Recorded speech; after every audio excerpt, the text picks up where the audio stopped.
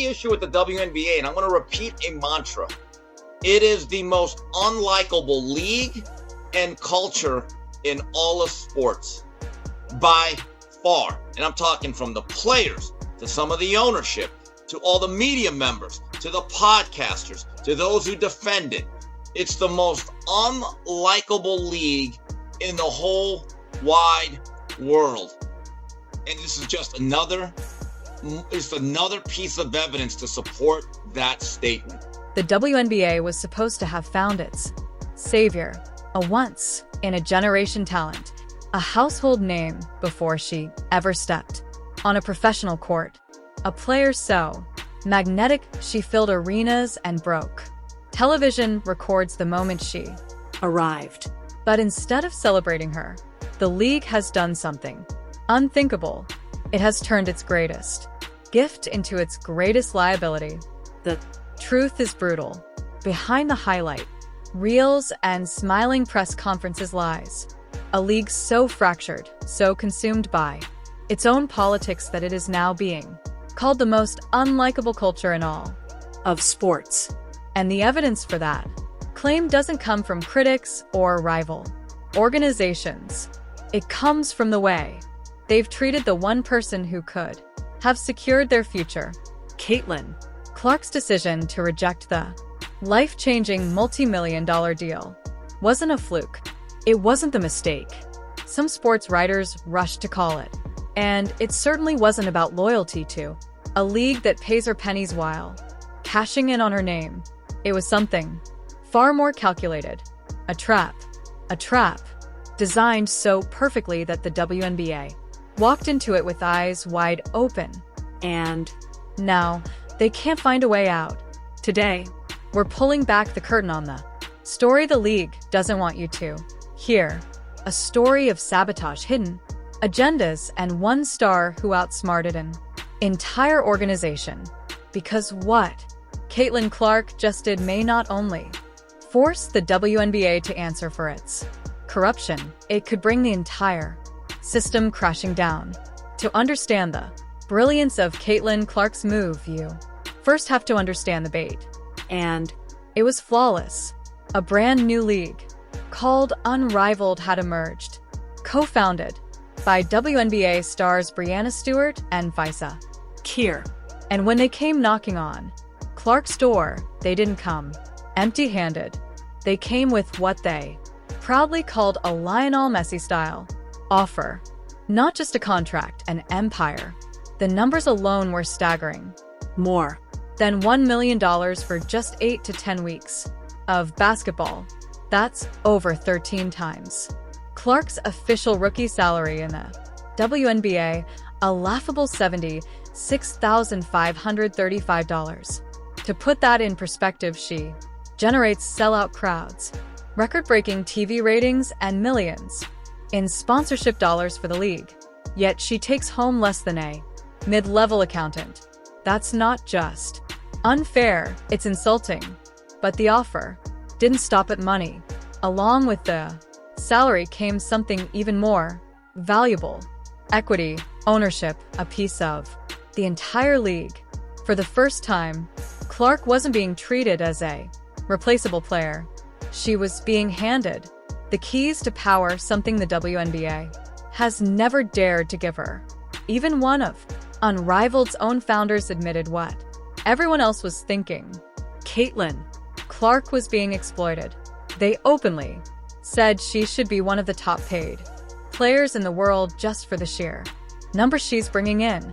That statement wasn't speculation. It was confession. Proof that the WNBA was perfectly happy to use Clark as a marketing tool while refusing to pay her what she deserved. So when this deal hit the table, the assumption was obvious. She'd take it. Of course she would. Why wouldn't she? More money, more respect, more freedom. It was the ultimate escape hatch from a league that treated her like an ATM machine while handing her pocket change. Another reason why Caitlin Clark needs to flee the WNBA. It's a political organization. They're not serious about business. They don't care about traditional sports fans. It's a little cult. that puts out little political statements, and everybody wears vote t-shirts. They don't care about making money. They don't care really about building up this league and making it profitable. They're a charity. She needs to flee the WNBA and start her own league. But that's what made her next move so devastating, because instead of grabbing the bait, she walked away. When Caitlin Clark turned down the offer, the sports world froze. This wasn't just unexpected, it was unthinkable. Who walks away from $1 million salary and a stake in an entire league? Who rejects financial freedom, ownership, and the chance to escape a system that clearly resents them? The media scrambled to explain it. Some said she wanted more rest. Others claimed she needed to focus on her rookie season. A few pointed to her endorsement deals, arguing she didn't need the extra money. But every one of those explanations missed the point. Clark's rejection wasn't about fatigue. It wasn't about endorsements, and it wasn't about loyalty to the WNBA. It was about sending a message. By walking away from what seemed like the perfect opportunity, Clark made it clear that she wasn't chasing paychecks. She was chasing power. This wasn't a decision for convenience. It was a declaration of war. While the WNBA was busy playing politics, Clark was playing a completely different game, one that stretched far beyond basketball. She didn't just reject Unrivaled's offer. She transformed that rejection into a weapon. She turned down millions in order to shine a spotlight on something much bigger: the broken, hostile system she was trapped inside. And that's why her decision worked like a signal flare, because suddenly her story wasn't just about sports anymore. It wasn't about wins, losses, or even salaries.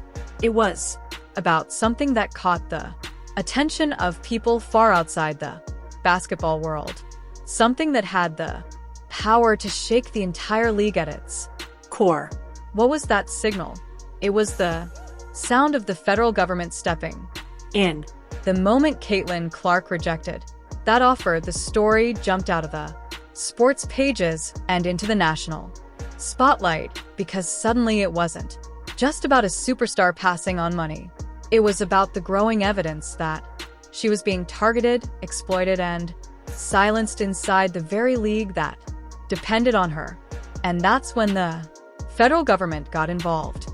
A former White House staffer, Sean Mullen, publicly called for a federal investigation into the WNBA. His claim that Clark was the victim of a textbook hostile work environment, not just tough play, not just rookie hazing, a systemic campaign of abuse that the league allowed, if not encouraged. The evidence is damning. In her very first season, she's already been hit with 6 flagrant fouls, a number some veterans don't rack up in an entire career.